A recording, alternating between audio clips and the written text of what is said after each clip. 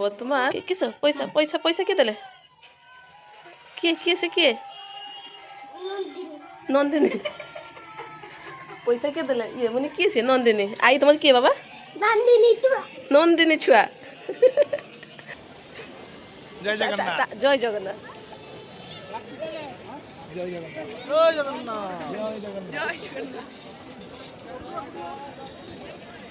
ଜୟ ଜଗନ୍ନାଥ ଜୟ ଜଗନ୍ନାଥ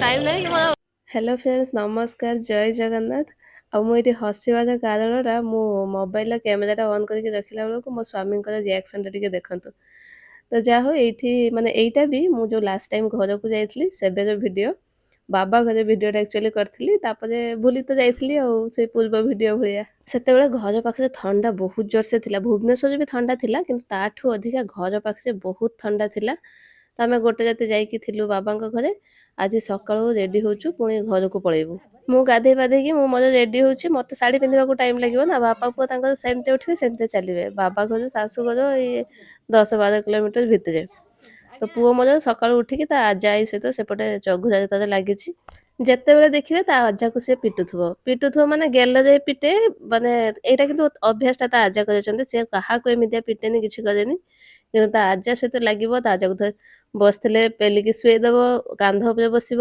ବାଡ଼େଇବ ଆଉ ଆମେ ଯଦି କିଛି କହିବୁ ତା ଆଜା କହିବେ ସେ ମାରୁ ସେ ମୋତେ ମାରିବ ସେଥିପାଇଁ ଆମେ ବି କେହି କିଛି କହୁନୁ ଆଉ ନାତି ପାଖକୁ ସେ ତାଙ୍କର ମାଡ଼ ଖାଆନ୍ତୁ ଆଉ ନାତିକୁ କିଛି କହିଦେଲେ ଆଜା ତାଙ୍କର ପୁରା ରାଗିକି ଫାୟାର ହେଇଯିବେ ଆକ୍ଚୁଆଲି ଆମ ଘରେ ନା ମୋ ଭାଇ ହେଉଛି ସବୁଠୁ ସାନ ପିଲା ତାପରେ ଆଉ ଆମ ଘରେ ଛୋଟ ପିଲା ନାହାନ୍ତି ଆଉ ଇଏ ହବା ପାଖରୁ ସେଠି ରାଜ କରୁଛି ଆଉ ମାନେ ଏତେ ଗେଲା କରିଦେଇଛନ୍ତି ତାକୁ ଜମା ଟିକେ ବି ଡରେନି ଆଜା ଆଈକୁ ଆଉ ଡରେନି ତ ଡରେନି ସବୁବେଳେ ଲାଗୁଥିବ ଯେତେବେଳେ ଦେଖିବେ ତାଙ୍କ ପାଖରୁ ଜିନିଷ ଛଡ଼ଉଥିବ ତାଙ୍କ ଉପରେ ବସିଥିବ ତାଙ୍କ କାନ୍ଧରେ ଯାଇକି ବସୁଥିବ ତାଙ୍କୁ ପିଟୁଥିବ କିଛି ନା କିଛି ଗୋଟେ କରୁଥିବ ତା ଆଜା ସହିତ ଆଜାକୁ ପିଟିବ ଆଜାକୁ ଟାଣି ଟାଣି ନେଇକି ଯିବ ଚାଲ ଦୋକାନକୁ ଚାଲ ମୋ ପାଇଁ ଏଇଟା ଆଣିଦେବ ସେଇଟା ଆଣିଦେବ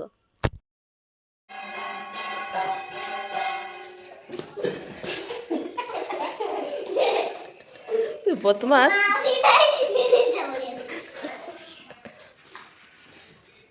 এই আজাকে বাজিব সাথে দৌড়নি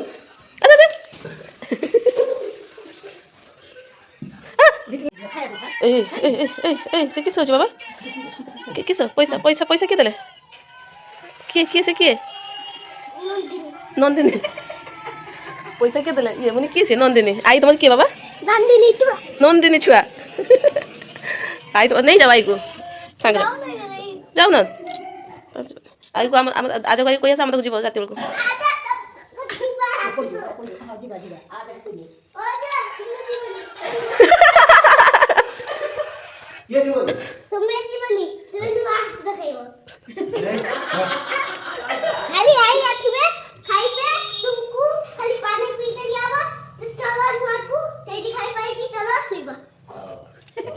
ମାଛଟା ଖାଇବ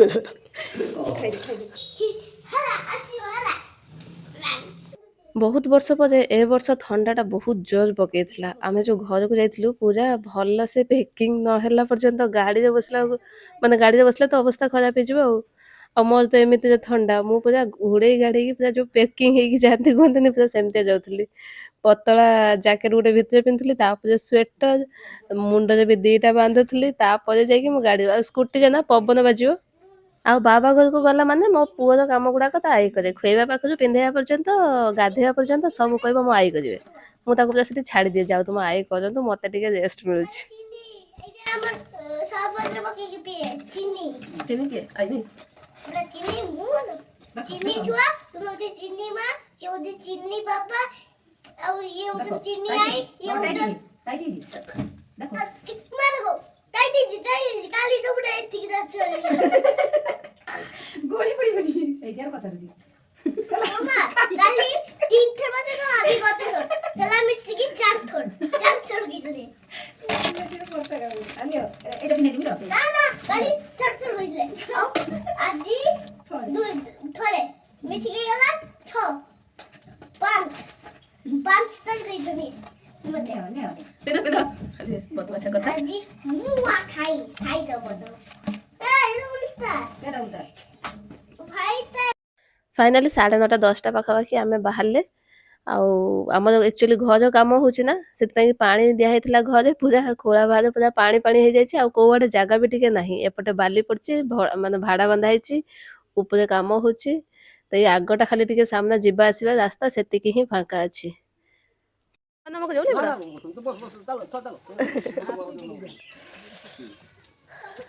ସେଠୁ ଆସିକି ଶାଶୁ ଘରେ ପହଞ୍ଚିଲା ପରେ ଆସିକି ଆଗ ରୋଷେଇବାସ କାମରେ ଲାଗି ପଡ଼ିଲି, କାହିଁକିନା ସେତେବେଳକୁ 10:30 11ଟା ପାଖାପାଖି ହେଇଯାଇଥିଲା ବୋଧେ। ଆସିଲା ବେଳକୁ ଆମେ ମାଛ ବାଛ ଧରିକି ଆସିଲୁ, ପୁରା ଟାଇମ୍ ହେଇଯାଇଥିଲା। ଆଉ ରୋଷେଇ କଲାବେଳେ ମୁଁ ଯେଉଁ ଏଇଠି କ୍ୟାମେରାଟା ରଖିଥିଲି, ସାର୍ ଆମର ଆସିକି ହଠାତ୍ ଦେଖିକି ଚମକି ପଡ଼ିଛନ୍ତି। ତ ଖାଇବା ଟାଇମ୍ ହେଇଗଲାଣି, ସେ ଗାଧେଇ ପାଧେଇକି ଆସିଲେ। ଆଉ ଆଜି ନଣନ୍ଦ ଆଉ ଭଣଜା ଭାଣିଜୀ ଆସିବାର ଥିଲେ। ଆଉ ମୁଁ ଏକାବେଳେ ସମସ୍ତଙ୍କ ପାଇଁକି ହିଁ ରୋଷେଇ କରିଦେଉଥିଲି, କିନ୍ତୁ ସେମାନେ ଏବେ ଆସିବେନି, ଉପରଓଳି ଆସିକି ପହଞ୍ଚିବେ, ରାତିରେ ଖାଇବେ ଆଉ।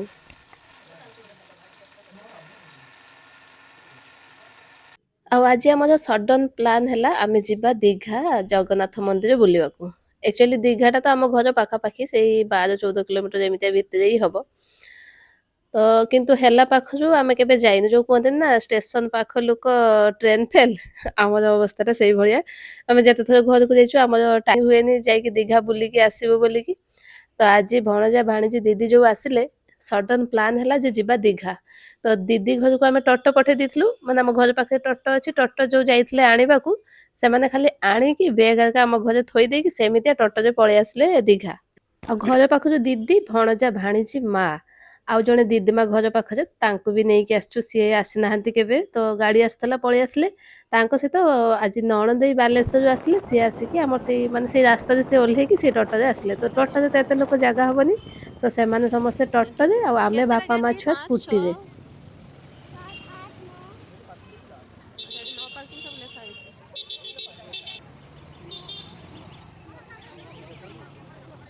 ଦୌଡୁଛନ୍ତି କିଏ?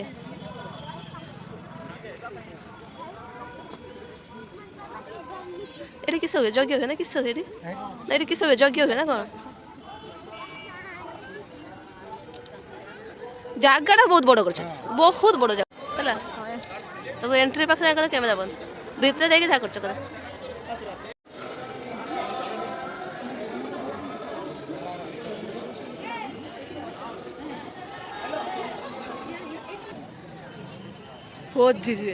ସ୍ତ୍ରୀକୁ କିଏ ନେଇ ପଳଉଛି ଖାଲି। ଏଇ କଥାଟା ମୁଁ ମୋ ନଣଦେଇକୁ ଆକ୍ଚୁଆଲି କହୁଥିଲି। ସେ ଜମା ଦିଦିକୁ ଛାଡ଼ିକି ଆଗକୁ ଚାଲି ପାରୁନାହାନ୍ତି, ଟିକେ ଯାଉଛନ୍ତି, ଟିକେ ବୁଲିକି ଅନଉଛନ୍ତି, ଦିଦି କୁଆଡ଼େ ଗଲେ। ଠାକୁର ଦର୍ଶନ କରିକି ଆମେ ପଳେଇ ଆସିଲୁ, ମାନେ ଭିତରକୁ ଯାଇକି, ମାନେ ଯୋଉ ଯୋଉ ଜାଗାରେ ଏଣ୍ଟ୍ରି ସେଇ ଜାଗାରେ କ୍ୟାମେରା ମାନେ ଭିଡ଼ିଓ କରିବାକୁ ଦଉନାହାନ୍ତି, ବାକି ଏମିତି ବାହାରେ ଭିଡ଼ିଓ କରିହବ। ଠାକୁରଙ୍କ ମନ୍ଦିର ଭିତରେ ଯୋଉଠି ଠାକୁର ଅଛନ୍ତି ସେଠି ବି ଭିଡ଼ିଓ କରିବାକୁ ଦଉନାହାନ୍ତି। ଜୟ ଜଗନ୍ନାଥ। ଜୟ ଜଗନ୍ନାଥ। ଜୟ ଜଗନ୍ନାଥ। ଜୟ ଜଗନ୍ନାଥ। ଜୟ ଜଗନ୍ନାଥ। ଜୟ ଜଗନ୍ନାଥ। ଜାଗାଟା ବହୁତ ବଡ଼, ବହୁତ ଭଲ ବି ଲାଗିଲା, ମାନେ ଯୋଉ ଜାଗାରେ ହେଇଛି ମନ୍ଦିର ବି ଭଲ ଲାଗିଲା। ଆଉ ଟିକେ ସଞ୍ଜ ହେଲା ବେଳକୁ ବହୁତ ଲାଇଟ୍ ଫାଇଟ୍ ଲଗେଇଛନ୍ତି, ପୁରା ବଢ଼ିଆ ଦେଖାଯାଉଛି, ପୁରା କଲରଫୁଲ୍ କଲରଫୁଲ୍। କିନ୍ତୁ ବଡ଼ଦାଣ୍ଡରେ ପହଞ୍ଚିଗଲେ ଶ୍ରୀମନ୍ଦିରକୁ ଦେଖିଦେଲେ ଯୋଉ ଫିଲିଙ୍ଗସ୍ ଆସେ, ସେମିତିଆ ଟିକେ ବି ମୋତେ କିଛି ଲାଗିଲାନି।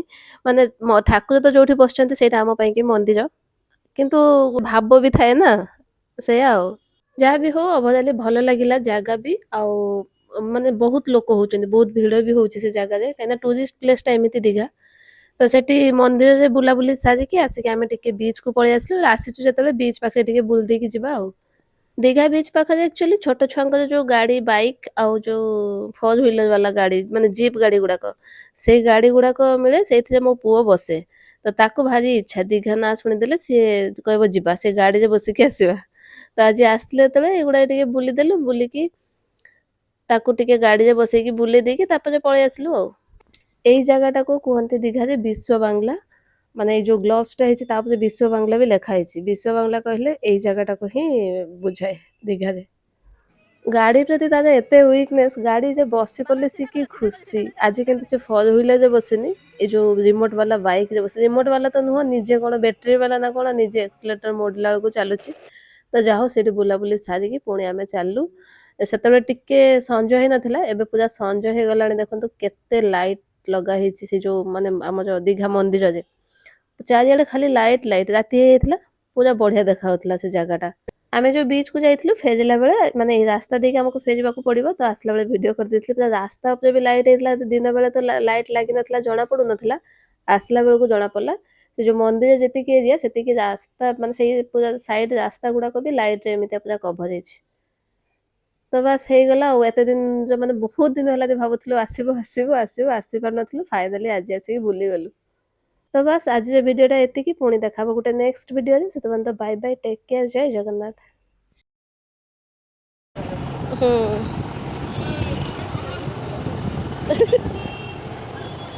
ହଁ ଭଲ ଅଛି। ବାସ୍।